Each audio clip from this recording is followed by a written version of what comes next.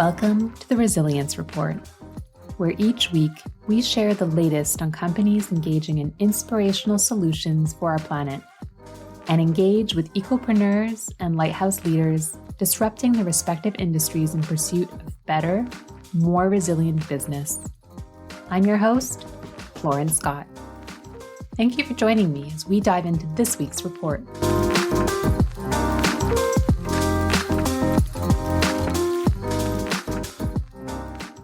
There are so many industries that are top of mind when it comes to sustainability.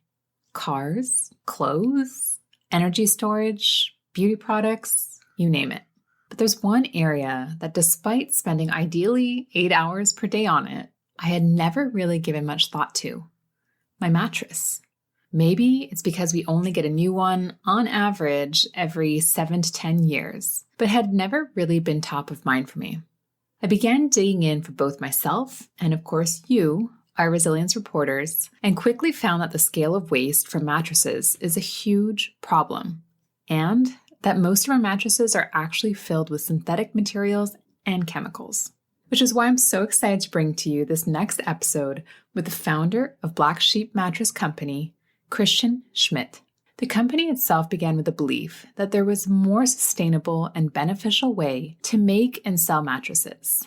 Developed from a growing awareness of the negative health and environmental impacts of conventional mattress manufacturing, the company has delivered an artisanal approach to the industry for over 10 years. Over this time, Black Sheep Mattress Company has grown in their knowledge of quality, sustainability, and craftsmanship, continuously expanding their products and services to better meet their customers' sleep needs. On this week's episode, we're going to explore how Black Sheep Mattress Company is disrupting the standard mattress industry with non-toxic, natural, and organic products. We discuss how they work with local suppliers on key sustainability considerations, their innovative mattress recycling program, tips on how you can extend the life of your mattress, and some of their incredible upcycling work. As a bonus, Christian even shares some advice for our entrepreneur listeners thinking about expanding geographically. After this episode with Christian, I promise you that you will be wide awake when it comes to sustainable mattresses. Welcome back to another episode of the Resilience Report. Today, we're going to be talking about something that literally hits close to home for many of us. And our listeners know I'm based in Quebec, Canada. And there's a very unusual tradition in this province where we actually have an official moving day on July 1st. And while this might sound very unrelated to the environment and sustainability, this past July 1st, I was walking around and I was just so struck by the number of mattresses on the street. I think a lot of times when you're moving out, it might be an opportunity to change your mattress. I think there's probably a lot of people who just leave it behind. So I was really struck by how much this was just taking up space within what was going out and what was being wasted that particular day. So I reached out to a company that I saw was doing some really innovative things in the space. And with that, we have their owner of Black Sheep Mattress Company, Christian Schmidt. So welcome, Christian. Thanks for having us. It's you have a great podcast. Thank you very much. I would love for you to expand a little bit more on the scale of waste from mattresses, because my experience is very anecdotal. I was walking around and I saw a lot, but the more I was thinking about it, it's probably a real issue in terms of the scale. Could you speak to that a little bit more? For sure. Yeah, your situation's unique. I don't think people see it all at once. Usually it's subtle. You see one here or there and don't get a sense of the scope. And the numbers change depending on where you go, or where you look. But for instance, like some of the numbers I've seen are about 20 million mattresses every year go to the garbage or are recycled in the US, for instance. But then you see numbers of the lifespan of a mattress being 7 to 10 years. So that would bring it up to about 30 or 40 million. In the Canadian context, assuming similar behavior and lifespan, that's about 2 to 4 million mattresses every year. Which, if you think about that for a second, I mean, a mattress is a big object. 4 million mattresses just for Canada, like that's a huge amount of space. And that's, again, part of the problem. So they're big and they don't compress well. So in landfill, they're resistant to breaking down, both the materials, but also the way what their purpose is. Yeah. So it's a really a major challenge. taking up so much space. And then also the springs, they can get tangled up in machinery. Again, another challenge. And that's why some landfills don't want to touch them. Really interesting. I know that I think in Montreal, you have to go to a special eco center, which makes sense. Still within the environmental theme, we've had previous episodes talking about, for example, having chemicals in our cleaning products or in our beauty products. I have never really thought of chemicals in my mattress, but the more I was researching, it sounds like I don't think it was a negative reason as to why it was initially done, but traditional mattresses actually do have quite a bit of toxic chemicals. Can you speak to maybe the history there and then what that current landscape looks like? Yeah. I mean, originally going quite a few years back, most mattresses would have been made from cotton and wool, but now moving to synthetics is quite a bit easier and cheaper to make a mattress. So that's part of the reason, just economies of scale and consistency in terms of knowing what the manufacturer is working with versus natural products is a little bit harder. And then also it's just faster. So a lot of glues are used in new mattresses to glue the different layers together. So you don't need as much skill for the person who's doing the assembly. Again, that's attractive to some manufacturers. But if you keep racing towards quicker, faster, cheaper, cheaper being a big piece too, it's you compromise on the build quality of the product at some point. So it's unfortunate. I mean, I'm a really big fan of the precautionary principle, which is if we don't know, let's make sure we test everything and we can make a great mattress without having to use synthetics and chemicals where we don't know the effect necessarily long term. And I was just thinking of this too. Is it worse with these mattresses that you're seeing on social media, people just like unpacking this small box and it explodes to a mattress? I can't imagine that as the most natural material in there. No, definitely not. Although I think there might be one or two who are experimenting in that. Like when those came on probably about 5 or 10 years ago now, it was attractive. I mean, these are, this is a great way to ship a product that's not really unwieldy and difficult. But our suppliers were telling us, don't think about it. Like, don't do it because it can compromise the longevity. You compress something down to, a half inch, a 12-inch mattress down to a half an inch. There can be after effects of that. And then as far as natural, natural materials won't compress down like that typically, or at least most won't. So you're talking about some sort of foams that will spring back. Again, convenience versus, what probably is the best thing to do. Well, I think awareness is the first part of that. Again, admittedly, I had not really thought of mattresses that much until getting ready for this episode. And then the more I was researching Black Sheep Mattress Company, what you're doing is really disruptive in the space in terms of leveraging non-toxic organic materials. And so could you speak to maybe why you started that process? And then you've been around for over a decade at this point. Can you speak to maybe, was there a transition even in the materials that you used during this time? Good question. So about 15 years ago, I was shopping for a mattress, and I don't always do this, but I mean, I do have interest in natural and sustainable, and I was looking for something in that area with a mattress, and there just wasn't very many options or anything that I could find. So that's what started the process for me. It seemed like it should be a reasonable option. I went down the rabbit hole of research and talking to different people. And so here we are. So we never really were not doing non-sustainable materials as such. This has always been a major driver for us. But yeah, that's what motivates me. The team itself is, I think that's probably a really fun part for me the last 10 years or so, or 5 years, is that they're very motivated by what we do. They might not say it every day, but it's a major motivator and gets us out of bed in the morning, I think, doing the right thing. And I know a lot of us, myself included, who care a lot about maybe lowering our environmental footprint, also care about animal welfare in general. And so in shifting to these natural products, you're leveraging wool being one of the products that are going into your mattresses. How do you select your suppliers to make sure that that consideration is taken into account? The reality is it's about relationships. And so it's a lot, and trust.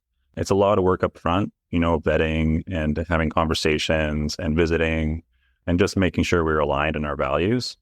Animal welfare is huge for us too. And there can't, for wool, for instance, there are less than ideal practices that are still being done, but we definitely seek out those who are aligned again with what we want.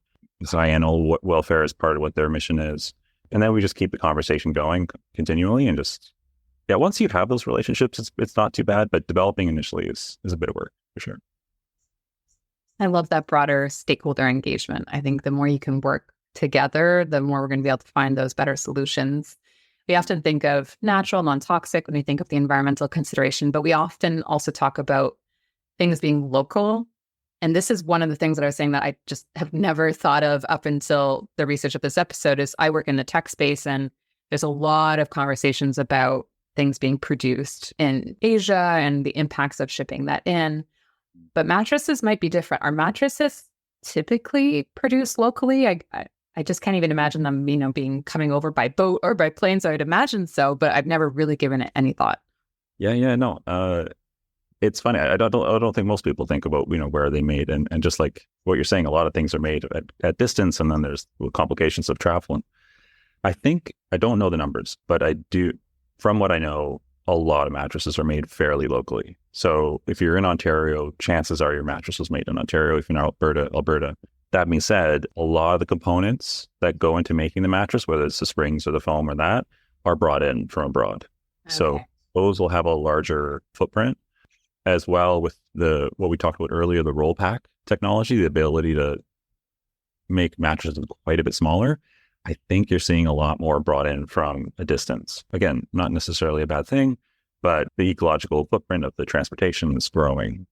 Absolutely. And then in terms of the different initiatives that you have with Black Sheep Mattress Company, what really struck me was that I think you had originally opened in Calgary, so this seems to be where the program is set up, but you have a recycling partnership. And I think this is really unique because this is not, again, I don't think people are necessarily doing it to pollute when they're putting their mattresses out, but they don't necessarily know what to do with them. So could you speak to the recycling program in Calgary? And for our listeners who are not there, who are maybe interested in doing the more responsible thing when it is the end of life for their mattress, what could they do in terms of research? Yeah, we're lucky. When we started, there was nothing in Calgary. So as far as a recycling program or anyone we could work with. And I mean, I think we looked very briefly into doing something ourselves, but it's a whole industry of itself. We work with Remat in Calgary. I know there's a really great organization in Edmonton. There's a few in Vancouver. So what they do is they break down the mattress into its different components. With springs, they separate out the metal, they separate out the foam, wood from the box spring, and then those go on to see a second life in some form or another. Sometimes underpad for flooring or wood chips for landscaping, that kind of thing.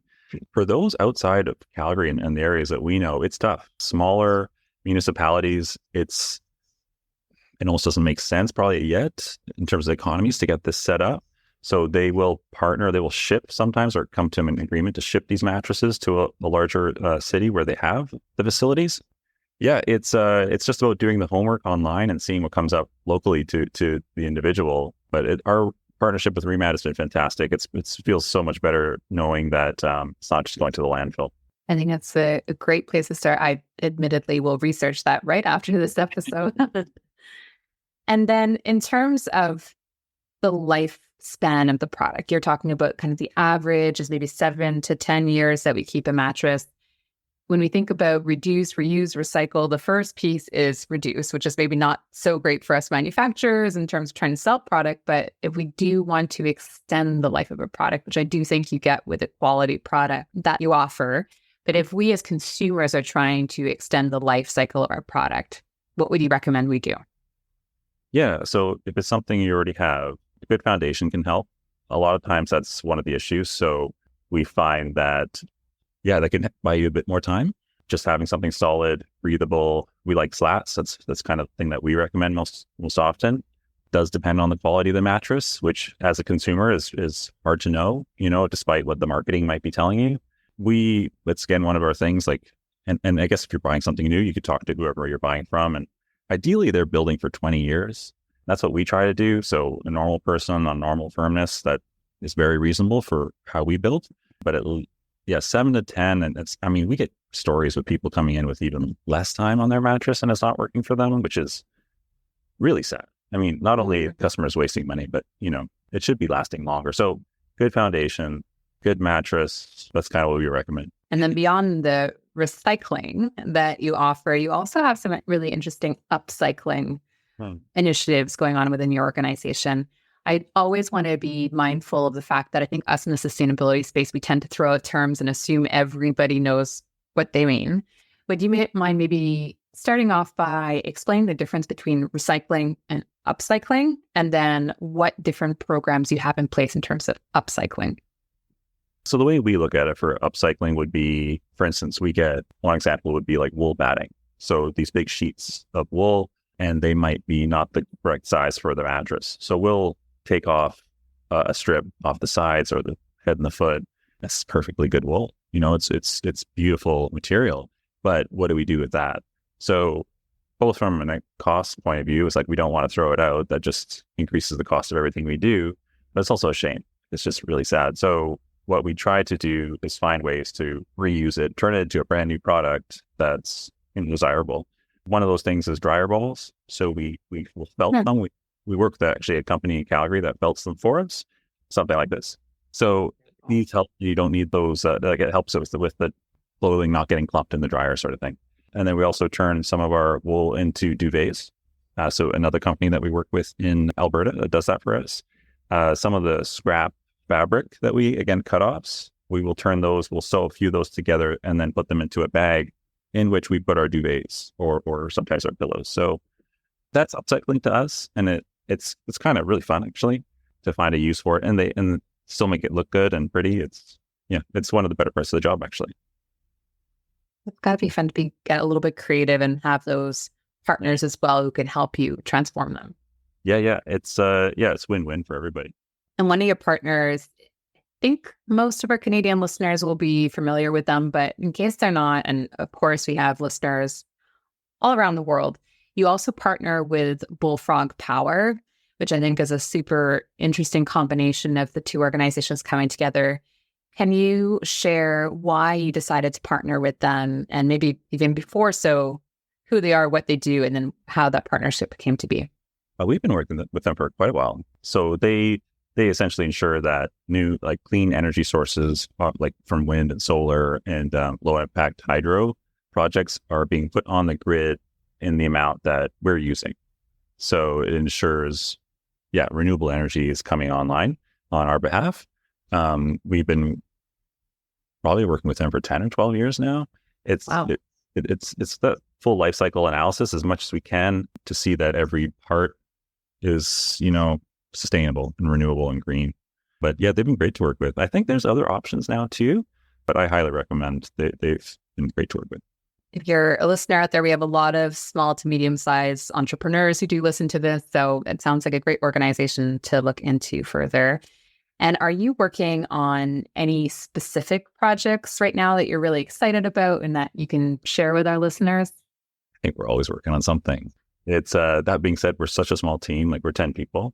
So as soon as we get somewhere, again, it's one of the fun things that we do. It's where everybody gets excited and everybody can kind of come to the table and throw out their ideas on the drawing board. But poofs is kind of something that's in development that we're pretty close to. So where those little cushions where you can sit on them those are coming online. I think we've done a few of those and they look really good. Again, trying to, if it works, use materials that otherwise doesn't have a home. That's fun. We've been talking about pet beds for ages. I know our customers would really like to see us make them and something that's clean and good for the animal, for our dogs and cats. But it's a little challenging for us to do just the way we're set up. For us, we do everything, like every mattress we make is made to order. But when you start making smaller items like that, you almost have to do them in batches for sense. So we're getting there. We're experimenting more and more. It's just a little bit different way of doing things. But we like it. And sometimes, these ideas come from customers. They'll say can you do this? But a lot of times we work it well. It's so credit to them and to the team. There's always something in the works for sure. That's really interesting. And as a dog owner, I love that idea. Was there a specific moment you were mentioning maybe about 15 years ago or so when you were shopping for a mattress that you were starting to dig into maybe more natural, non-toxic solutions? Was that something that you've just been interested in for a long time? Or was there a moment where you kind of knew you wanted at least part of your career to be taking sustainability into consideration? I guess 2 points where it kind of came into play. Both of them were before that. One was when I was a kid, people have been talking about being a fireman or a policeman or I don't know. But I must have been watching some nature show and they talked it. I guess I got my head around the idea of extinction. Like it was the first time I came into contact with that idea and it just blew my mind. I don't know how old I was, but I was just like, wow, that's like, I want to save animals. Fast forward a whole bunch of years. I didn't do much in that space, but then I think after my first degree, I was just reading a lot and I came up on the idea of climate change and finite resources. And again, it was just this idea that like, wow, we can just, use up everything of something. And that really seemed unfortunate and a little scary. So that's when I applied and got accepted to do a master's in sustainability science in Sweden. So I did that. And then I came back to Canada and that's kind of how the whole thing unfolded. How I got to this space. But really, I guess with Black Sheep, the idea was, can I build a business with sustainability as one of its core tenets in what otherwise is like fairly normal society? So far, so good. It's interesting when you're talking about how you did your studies in Sweden. We're seeing certainly certain regulations advancing maybe a little bit faster in Europe than here in Canada, but it is trickling over. Are you seeing the same thing from just overall consumer interest in more sustainable products?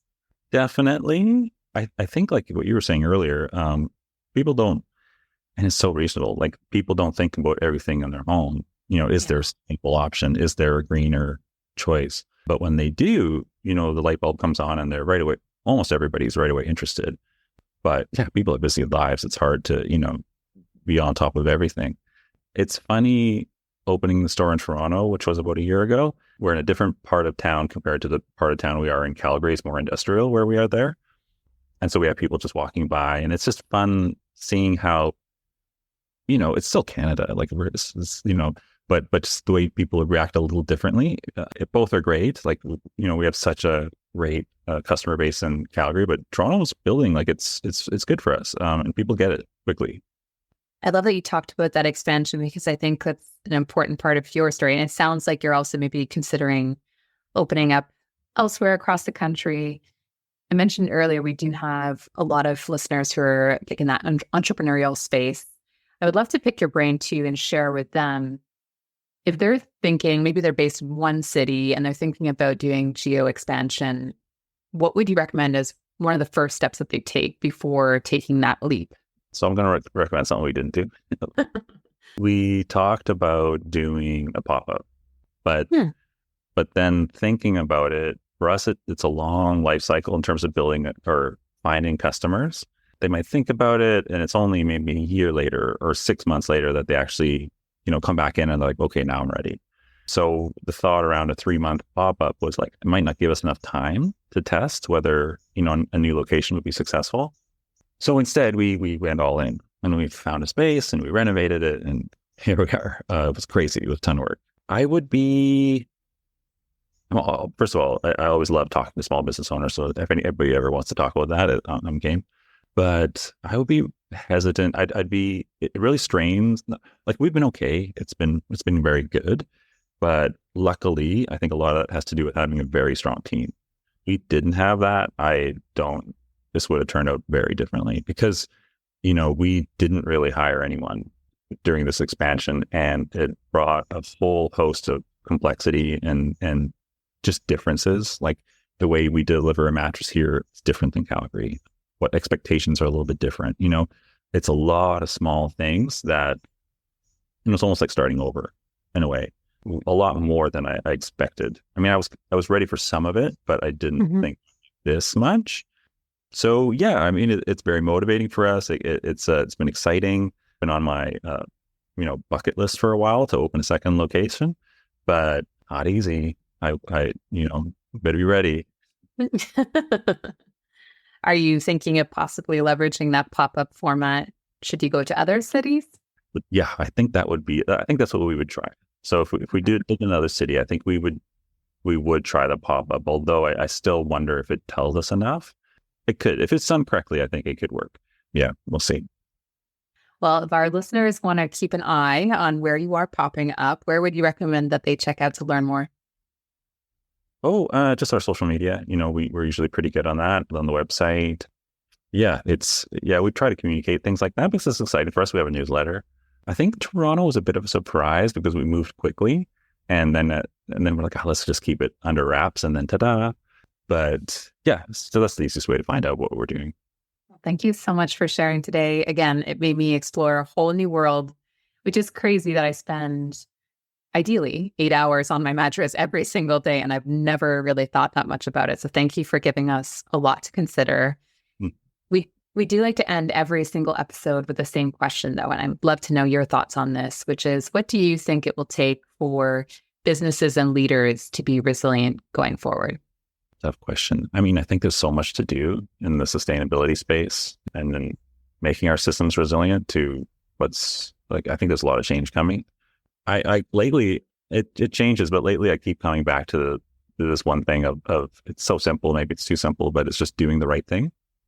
And we all know what that is, and sometimes that means self-sacrifice. Sometimes that means, maybe that means like this business I'm doing doesn't work, and I have to do it a little differently. And that's hard on the ego, that kind of thing. But I think that's kind of a North Star for a lot of people. I wouldn't be doing it for money, or I wouldn't be doing it for those sorts of things. I don't think that's sustainable. And the other way to think of that word. But yeah, it's exciting. There's a lot of opportunity too. There's so much to be done, whether you're existing business or starting new.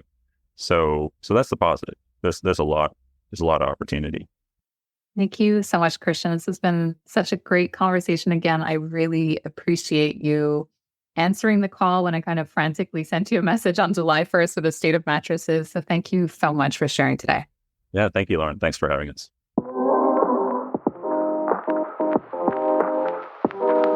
I hope that you've enjoyed this week's edition of the Resilience Report. If you would like to hear and see more, be sure to check out @The Resilience Report on YouTube, Instagram, and LinkedIn. Until we connect again, remember, even on the darkest of days, we all have the opportunity to be a lighthouse for others as we collectively pursue better, more resilient business.